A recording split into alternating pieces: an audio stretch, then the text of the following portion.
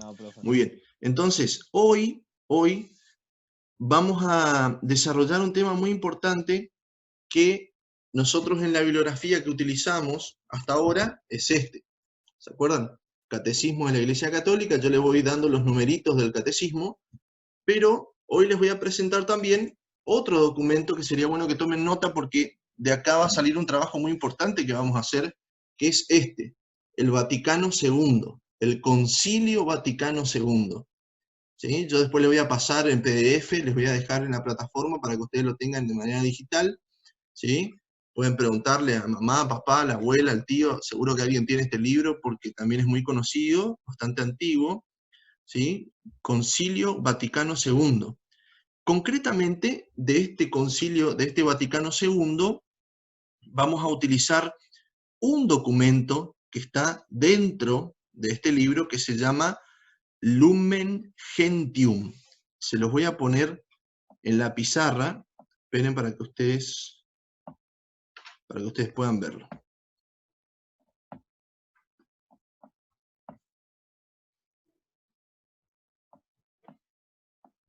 ¿Se ve la pizarra?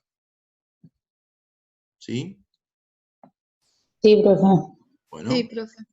entonces decíamos, Concilio Vaticano II, es el libro, y el documento que está dentro de este, acá me equivoqué, el documento que está dentro de este libro que habla sobre la Iglesia, el misterio de la Iglesia, es Lumen Gentium, así se escribe.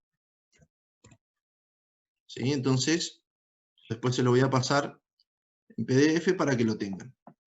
¿Qué vamos a tomar? ¿Qué vamos a explicar hoy a partir de este documento? La Iglesia tiene dos dimensiones, y esto es muy importante. Dos dimensiones tiene la Iglesia. Si nosotros ponemos Iglesia aquí, vamos a sacar estas dos dimensiones.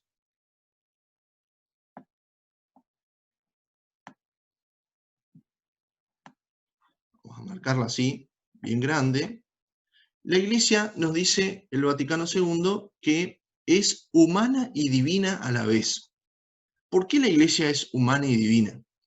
¿Se acuerdan ustedes de la Teología 2, seguramente que todos aprobaron con un 10, que Cristo tiene doble naturaleza? ¿Se acuerdan? ¿Alguien se acuerda cuál es la doble naturaleza de Cristo? A ver. Humana y divina. Divina y hombre. ¿Por qué? ¿Qué significaba esto de que Cristo es verdadero Dios y verdadero hombre? A ver. Porque se hizo hombre sin dejar de ser Dios. Muy bien. Era la representación de Dios acá en la tierra. Porque Dios se hizo carne. Bien, bien. Cristo, de condición divina, es decir, es Dios, verdadero Dios, asume la naturaleza humana. Por lo tanto, Cristo tiene doble naturaleza. La Iglesia, al ser de voluntad divina, es decir, Dios ha querido esta Iglesia, también tiene doble naturaleza. Una dimensión, podríamos decirle, humana y una dimensión divina. ¿Cómo entendemos estas dos naturalezas? ¿Cómo entendemos estas dos dimensiones de la Iglesia, humana y divina? ¿Por qué decimos que la Iglesia es humana? La Iglesia es humana y se representa, podríamos decir, con esta idea, y que ustedes ya leyeron, de Iglesia como pueblo de Dios. ¿Se acuerdan? Iglesia como pueblo de Dios. ¿Qué quiere decir esto? Que la Iglesia, al ser una institución humana, tiene como pueblo de Dios todas las características de una organización humana. ¿Sí? ¿Cuáles son las características? A ver si alguien... Piensen en una organización humana, en una institución humana. ¿Cuáles son las características que tiene un grupo humano? ¿Sí? Una institución humana. A ver. Diferentes niveles. Diferentes niveles, por ejemplo. ¿Qué más? Un director. Bien, Un hay director. como una jerarquía, eso. ¿sí? Hay como una jerarquía de roles y funciones, si queremos decirlo así. ¿Qué más? Un objetivo. ¿Cómo? No escuché lo último. Leyes. Leyes, normas, muy bien, muy bien. Bueno, y en la iglesia también pasa todo esto. Fíjense, es pueblo de Dios todo aquel bautizado, ya ahí estamos diciendo un montón de cosas, es decir, para ser parte de este pueblo de Dios necesitamos ingresar al pueblo de Dios, ingresar a la familia, ¿sí? de la iglesia a través del bautismo, ¿no? Hay un orden jerárquico, una organización, una estructura, es decir, respondemos todos a la autoridad del Papa, por ejemplo, que es lo último que subí ayer, para que tengamos en ese audiovisual una referencia de cómo se estructura, cómo se organiza la iglesia de manera jerárquica. Compartimos la misma fe, ¿sí? Tenemos los mismos rituales, los ritos litúrgicos, celebramos la misma fe, nos encontramos, tenemos normas, leyes, sí, por supuesto, los 10 mandamientos, ¿no? Los preceptos de la iglesia. Es decir, esta iglesia ha querido llamarse a lo largo de 2000 años de historia pueblo de Dios, ¿sí? Nos encontramos nosotros con la iglesia en una dimensión muy humana, ¿sí? Una organización con características muy humanas. Es el pueblo de Dios, ¿sí? Se organiza de esta manera. Ahora bien, la iglesia, hasta acá vamos bien, ¿no? La iglesia, la primera dimensión, humana. Características propias de la iglesia como organización humana. Ahora, la iglesia no es solamente humana, sino que tiene también una dimensión divina. Y acá podemos hacer una diferencia. Fíjense que la dimensión humana tiene que ver con todo lo visible de la iglesia, todo lo concreto, todo lo que se puede ver de la iglesia está en esta dimensión humana. Ahora, la divina tiene que ver con aquellas cuestiones invisibles de la iglesia, lo que no se puede percibir a través de los sentidos concretamente. ¿Por qué? Porque esta iglesia de dimensión divina tiene que ver con otra imagen de la iglesia que ustedes también ya leyeron, que es cuerpo místico de Cristo. Ahí lo escribo para que ustedes vayan armando también su apunte. Fíjense qué interesante. La iglesia es pueblo de Dios, pero también es cuerpo místico de Cristo. ¿Qué significa esto de ser cuerpo de Cristo? Esta imagen la utiliza el apóstol San Pablo en la carta a los Corintios, entre otras, donde habla de que la iglesia es un cuerpo. ¿Sí? Ustedes que son ya casi profesores de educación física, habrán tenido anatomía y un montón de otras materias, o tienen, donde estudian el cuerpo humano.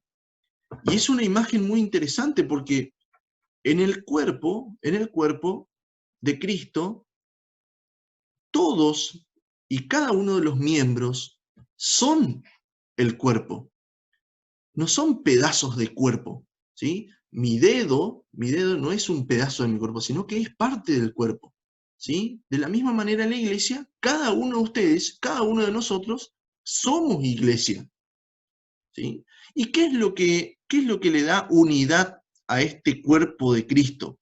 A ver quién se acuerda. ¿Qué es lo que le da unidad a este cuerpo de Cristo?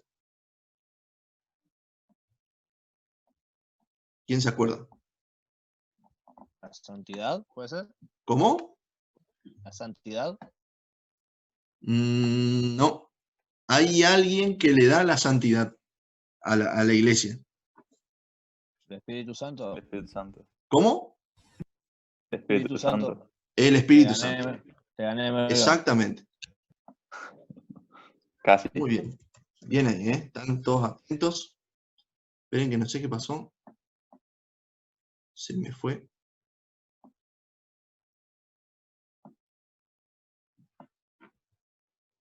No sé qué pasó que se me fue de la pantalla.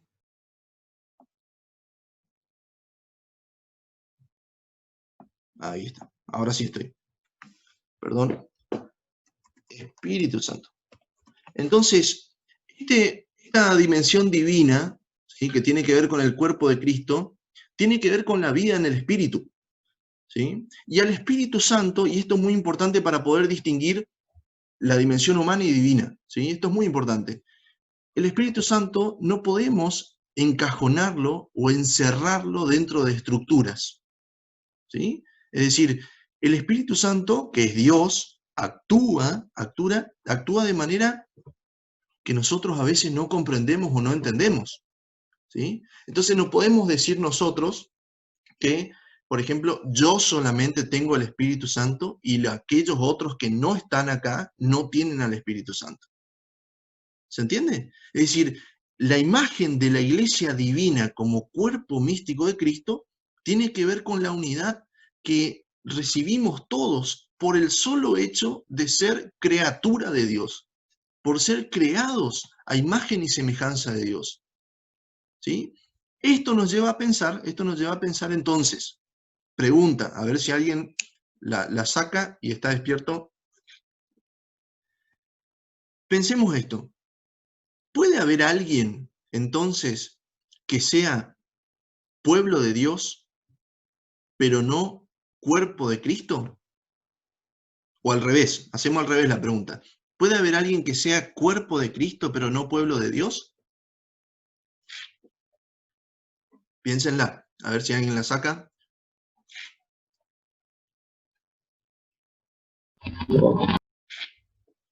A ver. ¿Entendieron la pregunta? Y yo creo que no, profe, A ver, porque Edu. las dos van de la mano, porque uno es el pueblo y el otro es los miembros de la iglesia, y vos al ser ya de la parte humana, creería que no se pueden separar una de la otra, de la humana de lo divino. Es cierto, no podemos separar, pero yo pregunto entonces, ¿qué pasa con las personas de otras religiones?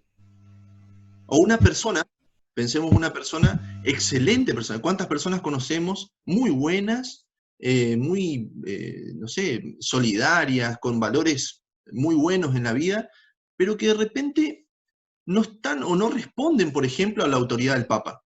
Es decir, dicen, no, para mí la iglesia, no, porque esto, porque lo otro. ¿Qué pasa entonces con esas personas? O personas que a lo mejor... Sí pertenecen al cuerpo. Claro, porque evidentemente lo bueno, lo bello, lo lindo, ¿sí?, del ser humano proviene de Dios. Y es el Espíritu Santo quien actúa en cada una de las personas, ¿sí? Es decir, hay una semilla del Espíritu Santo, es decir, se ve la acción del Espíritu en toda persona de buena voluntad, ¿sí? Entonces, de repente podemos ser cuerpo de Cristo, pero a lo mejor por algún motivo, ¿sí?, estamos alejados del pueblo de Dios, o no estamos en el pueblo de Dios. Pensemos a lo mejor en alguna persona que nace, se cría, vive y muere en una cultura islámica, por ejemplo, ¿no? Y que sigue fielmente su religión, su fe, porque ha sido criado ahí, porque no le han hablado de otra cosa, no le han mostrado otra cosa.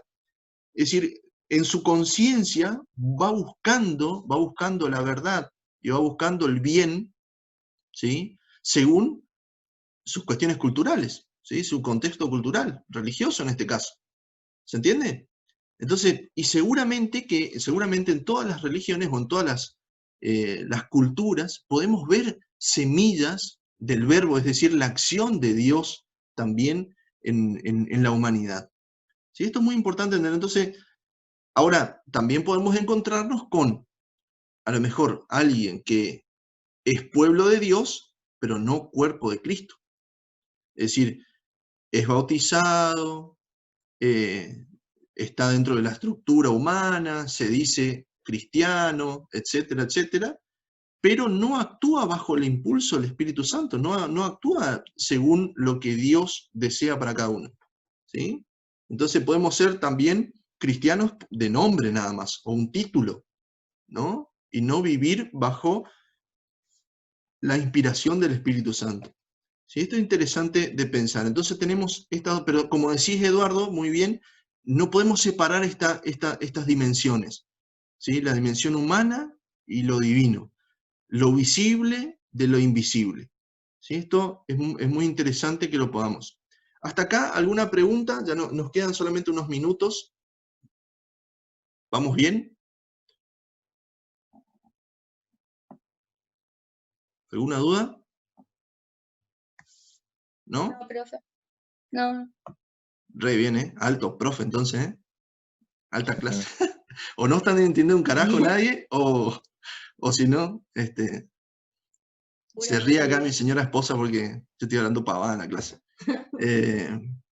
Así que bueno, no me puedo concentrar porque es tan linda mi esposa que la miro acá y digo, no me puedo concentrar, perdón, perdón. Le tiene cortito, seguro. Sí, me tiene cortitísimo. Si ya me pasa el mate, todo, miren. Le hago de secre. Ahí está, Seguro se portó mal y ahora quiere arreglar. ¿viste? Sí. No vaya a decir fuerte. Bueno, por último entonces, si se entendió esto de la dimensión estas dimensiones de la iglesia humana y divina, vamos a profundizar después en los textos que le voy a pasar, ¿sí? Quiero que quede bien en claro una cuestión que por ahí se nos pasó por alto en algunos de los temas que fuimos desarrollando. En algún momento yo les había preguntado, ¿cuál es la misión de la iglesia? ¿Sí? ¿Cuál es la misión de la iglesia? Entonces, si nosotros decimos iglesia, ¿cuál es la misión? Algunos de ustedes ya lo habían tenido claro por los comentarios. ¿Cómo, Luana? La evangelización. Evangelizar, ¿sí? Esa es la palabra clave, evangelizar. Y cuando hablamos de evangelizar, tenemos que tener presente que evangelizar no es otra cosa que continuar con la obra redentora de Cristo. ¿Sí? Repito, Cristo nos ha traído la salvación al mundo. ¿Sí? Y la iglesia tiene que ser eco, tiene que replicar, tiene que anunciar ese Cristo que nos ha salvado. Es decir, continuar con esta obra, hacer presente a Jesús, a Dios, en el mundo. Y esto es lo que ha hecho a lo largo de 2000 años de historia, ¿no? Como ya lo habíamos charlado antes. Ahora, la siguiente pregunta que surge a partir de esto es entonces, ¿cómo evangeliza la iglesia? ¿Cómo evangeliza? Básicamente, los métodos que utiliza la iglesia se resumen en tres acciones, ¿sí? 3 acciones fundamentales, ¿no? Que vamos a desarrollar después más adelante. La primera es, no porque tenga un orden específico, sino porque una cuestión digamos, tampoco ni de importancia. La primera es la catequesis, ¿sí? La catequesis no es solamente la catequesis en la parroquia, sino la transmisión de las verdades de fe, ¿sí? Eso es la catequesis, transmisión de las verdades de fe. Segundo, la liturgia, que es la celebración de la fe, ¿sí?